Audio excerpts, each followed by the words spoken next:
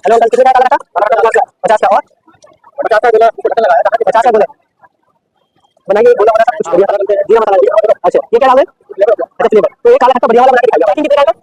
Packing तो charge है, packing करके तो चार्ज नॉर्मल चार्ज। एक बढ़िया सा अच्छा सा गोला बनाइए, ये बनाइए, क्या बोलते हैं इसको? काला खट्टा। क्या नाम है आपका? सतीश नाम है भाई, सतीश। आप लोग यहाँ पे 50 रुपये का काला खट्टा, पहले हम बर्फ को तोड़ के धीरे धीरे सारे ग्लासों में सतीश को डालने के लिए अच्छी तरह से सारे बर्फ सब ग्लासों में तोड़ के डाल देंगे। अब यहाँ पर इसके बाद बर्फ डालने के बाद इन सब में नींबू काटा जाएगा और नींबू डाला जाएगा। यहाँ पे नींबू काट लें और ये नींबू को इसमें लगाया और सबको नींबू आधा आधा नींबू डाला, बहुत इसी में डाला जाए। नींबू डाल दिया। अब नींबू डालने के बाद मसाला हो जाएगा। कौन सा मसाला?